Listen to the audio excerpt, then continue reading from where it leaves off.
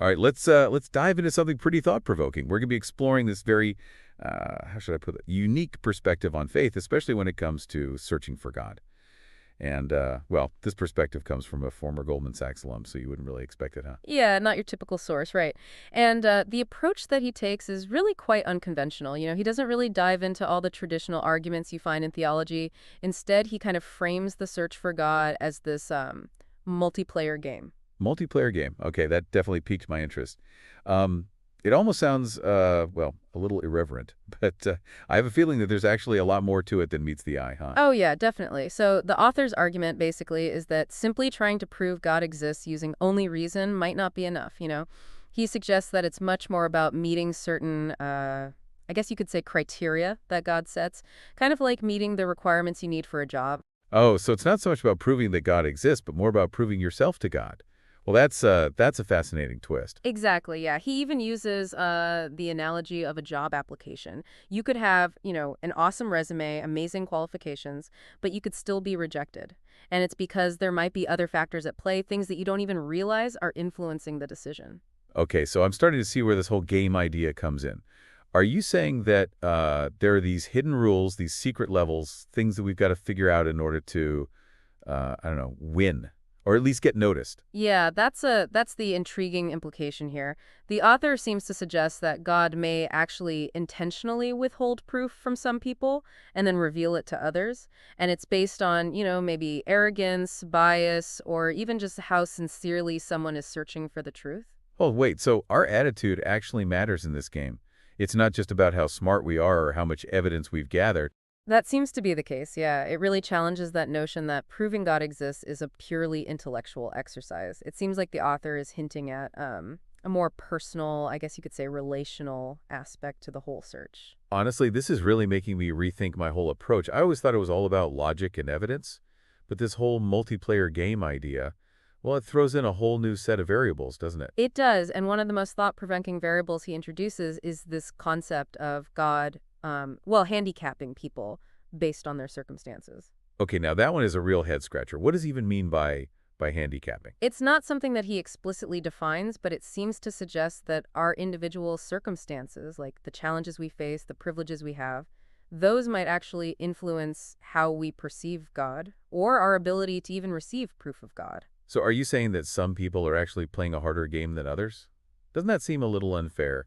Well, it definitely raises some questions about fairness and free will, too. I mean, if we're thinking about this in terms of a game, it's almost like certain players start at a higher difficulty level. And that difficulty level, is that something that we can't even control? It's like it's pre-programmed into the game itself? Yeah, that's the implication, and it leads to a pretty radical shift in how we think about things. So instead of focusing all our energy on trying to disprove God, the author suggests that agnostics should maybe consider what standards they need to meet in order to receive proof. So instead of trying to break the game, we need to figure out how to actually play it. Exactly. It's all about understanding the rules, how to engage, recognizing that there might be more at play than we realize at first. It's definitely a lot to process, but I got to say it's incredibly fascinating. I'm already starting to see things from a different perspective. What about you? What's really stood out to you in this whole, multiplayer game concept so far? To me, it's got to be the emphasis on personal transformation. It's not just about gathering more knowledge or checking boxes. It's about the internal shifts, about aligning yourself with certain criteria if you want to unlock that deeper understanding. That's a powerful insight, and it definitely ties into what the author says later on about the importance of humility, right?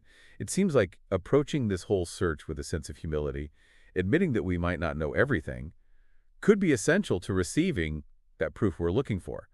It's almost like humility itself is like a core mechanic in the game. It really makes you wonder, doesn't it? Like, what would it even look like to approach not just the search for God, but any search for knowledge or truth with that same level of humility and openness? That's a great question, and I think one that we all need to spend some time thinking about. But before we get too deep into that, I think it's time to give our listeners a chance to, catch their breath, take it all in. We've covered a lot of ground already, and there's still a ton more to explore, right? Absolutely. I mean, we've only just scratched the surface of this whole multiplayer game analogy, and when we come back, we'll delve into what the author specifically advises for those who actually want to play the game well, and how those insights might apply to anyone searching for truth and meaning, no matter their beliefs. So I'm still trying to wrap my head around that whole handicap thing, but I'm really interested to know what our author suggests we can actually do about it. Like, if seeking God really is like playing a game, what are the moves we should be making? Yeah, well, his advice is actually not what you'd expect, especially coming from a former Wall Street guy. It's not about outsmarting anyone or trying to make power plays. It's actually surprisingly grounded, almost like he's giving a guide to, I don't know, personal growth as much as like spirituality. So, okay, if we're talking about this like it's a divine game, what would you say is the first move to level up? Okay, well, he really emphasizes sincerity above all else. He thinks that God really values like a truly genuine and unbiased search for truth. And he even suggests that people should make finding God like a top priority. He seems to imply that the effort we put in might be, well, mirrored back to us. That makes sense. If this really is a multiplayer situation, it would be kind of arrogant to think that the other player, isn't noticing how we're approaching things. Yeah, exactly. And he goes even further. He actually cautions against accepting religion based on blind faith. He even encourages people to hold on to those genuine doubts they have and like actually expect answers. Okay, so no blind leaps of faith here. So more like carefully calculated risks where we're gathering information, we're asking tough questions, and we're basically demanding a more personalized experience. Yeah, I think that's a great way to put it. It's like, don't just settle for the default settings. You got to actively engage, customize your search, and don't be afraid to challenge those assumptions, even your own. Oh, and speaking of challenging assumptions, he also talks about, being unbiased in our search. He says if we go into it hoping to disprove God, we might actually end up succeeding, which sounds kind of counterintuitive, right? It is, but think about it this way. If we go into it already having this predetermined outcome in mind, we might miss out on really important evidence or even interpretations that don't fit into our own narrative. It's like wearing blinders, only seeing what we want to see. So how do we take those blinders off? How do we make sure that we're really being unbiased? Okay, well, he gives some pretty practical advice. Like, he suggests using, he calls them creative prayers as a way to express a desire for truth, no matter what our personal preferences are. Creative prayers. That's interesting. What does that even look like? Well, he suggests something like, God, I don't know if you exist, but I want the truth, even if I don't like it, and you're there, please help me find it. And it's like, a statement of humility, being willing to surrender to something bigger than ourselves, while also acknowledging, our own doubts and uncertainties. That's a pretty powerful prayer. It's honest, it's vulnerable, and it really sets the intention for a truly genuine search for truth. Yeah, exactly. And he also encourages people to study religion without bias, which, as you can imagine, is easier said than done. Oh yeah, absolutely. We all come to this, with our own baggage, our own preconceived notions, maybe even some wounds from past experiences with religion. Yeah, but he thinks that the effort is really crucial. It's about trying to understand, different perspectives on faith, even if we don't necessarily agree with them. And the goal is to really expand our own understanding. That reminds me of what he says about forgiveness, and it seems to tie into, letting go of that baggage and approaching the search with a clean slate. Like, he suggests asking for forgiveness for any wrongdoings before even starting on this whole spiritual journey. Right. And he doesn't mean, subscribing to any specific religious doctrine about sin or atonement or anything like that. It's more about recognizing that if we hold on to all that resentment and anger and guilt, well, it can really cloud our judgment. It can even hinder our ability to be open to new perspectives. So forgiveness is like a spiritual cleanse, right? It's about creating that space for something new to come in. Exactly. It's like he's saying, come to the table with a clean heart and be ready to receive. It's about creating like the optimal internal conditions for this whole multiplayer game. Okay, so we've got sincerity, being unbiased in our seeking, those creative prayers, studying religion with an open mind, and forgiveness. Anything else we need in our toolkit here? Oh, definitely persistence. He really stresses that we need to keep seeking and ask for guidance over and over and not give up, even when those doubts come creeping in. So it's not like a one and done thing. We have to be in it for the long haul. It's that way. And, it goes back to that whole idea of sincerity. If we're truly committed to this, to this search, we shouldn't let setbacks or uncertainty get in the way. It makes me think of that old saying, seeking you shall find. It's like the author is giving us like a blueprint for how to actually do that, to make that seeking, effective. Yeah, he suggests trying to keep your personal preferences out of the equation, reminding us that what we like or dislike doesn't actually determine what's true. That's a tough one, but I see what he's getting at. It's so easy to get caught up in, our biases and just dismiss anything that doesn't fit into, our own little worldview. Exactly. It's about being able to detach from that, that need to always be right, and being open to the fact that truth might exist outside of our comfort zones. This is all really insightful stuff, but I have to ask, if this is a multiplayer game, are we all playing the same game? Or are there like different versions, different levels for paths? I don't know. That's a great question, and it leads us to, I think, one of the most profound points the author makes. It's about the individualized nature of proof.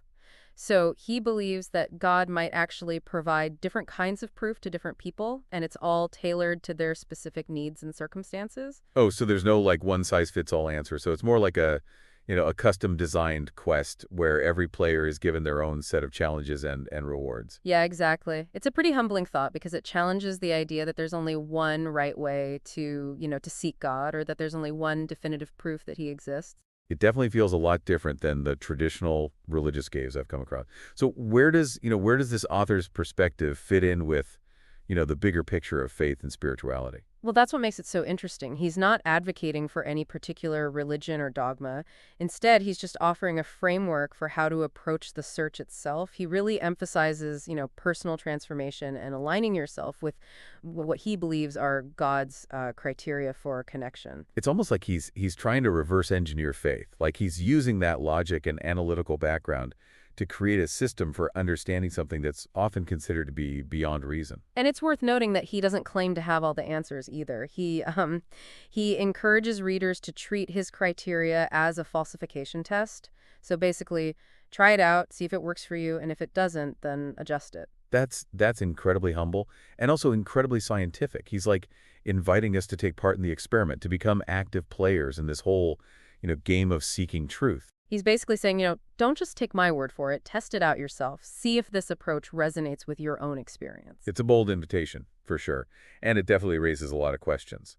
But I'm definitely game to explore further. Me too. And I think our listeners are probably pretty eager to hear how this multiplayer game concept can be applied to their own lives, even if they're not necessarily on a quest for God. That's a great point. We've been focusing a lot on seeking God, but I have a feeling these principles could have broader implications, right? Oh, absolutely. I mean, those ideas of sincerity, humility, persistent seeking, and even forgiveness, those can be applied to any pursuit of truth or meaning, whether it's spirituality, relationships, personal growth, or even, scientific discovery. So how do we actually take this multiplayer game model and apply it to, our everyday lives, to those areas where we're looking for answers and insights, and maybe even just like a deeper understanding of ourselves and the world? Well, that's what we'll be exploring in our final segment, so stay with us. Okay, so we're back and ready for the final round of our deep dive into this whole idea of, seeking God as a multiplayer game. And don't forget, even if the whole seeking God thing isn't really for you, a lot of the principles we've talked about can apply to, any area of life where you're searching for answers, meaning, or just a deeper understanding. Yeah, that's what I'm excited to get into. So we've been talking about how this former Goldman Sachs guy with his unique approach to faith really emphasizes personal transformation as a key part of the game. But how do we actually, do that? How do we level up, so to speak, in this game of life? Well, he gives us some pretty good clues. Remember that first move we talked about, sincerity? That's a big one, whether you're, searching for spiritual truth or trying to master a new skill. If you approach it with that genuine passion and dedication, well, it makes all the difference. It's like that saying, wherever you go, there you are.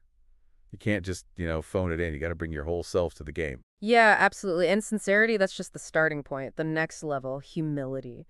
And our author, he suggests that we need to acknowledge that we don't have all the answers, which can be tough, especially in a world that often rewards arrogance and certainty. So how do we cultivate that humility without becoming, I don't know, a doormat? You need a certain amount of confidence to take risks and go after your goals, right? Yeah, it's definitely a balance, but true humility, it's not about putting yourself down. It's about realizing there's always more to learn, that other perspectives have value, and that being wrong, well, it can actually be a huge opportunity to grow. That makes me think of what you said earlier about forgiveness being like clearing the slate, creating space for something new. Maybe humility is kind of like that too, right? Creating that space for new knowledge and understanding to come in. I think you're right, yeah. When we hold on too tightly to our own beliefs and assumptions, it's like we're blocking the flow of new information. But humility allows us to loosen our grip and become more receptive. Okay, so sincerity, humility, check and check.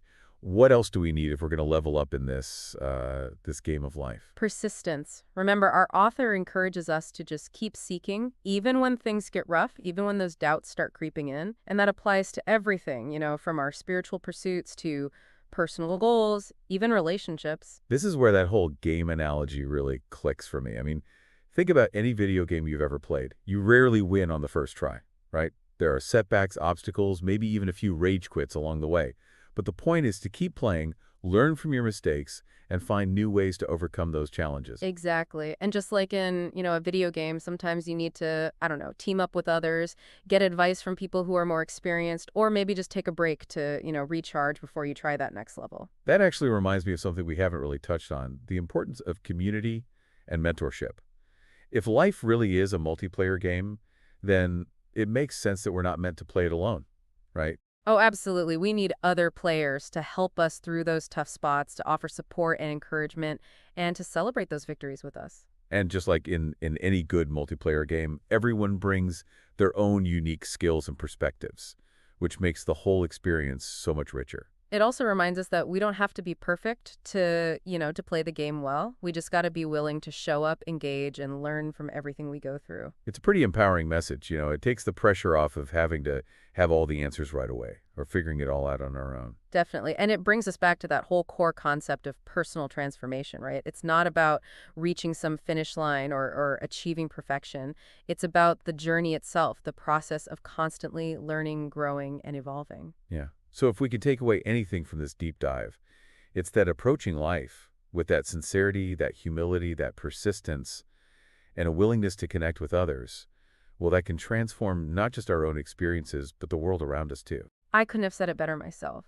And you never know, maybe by embracing this whole multiplayer game mindset, we might even discover a level of meaning and fulfillment that we never thought possible. That's a great point to wrap things up on. We've explored some pretty thought-provoking ideas today, and I really hope our listener is leaving with a sense of, inspiration, maybe even a little adventure, ready to approach their own game with renewed purpose. And remember, we're all in this together, right? So keep playing, keep learning, and keep connecting. Who knows what amazing discoveries are waiting for us on that next level? And on that note, that's another deep dive in the books.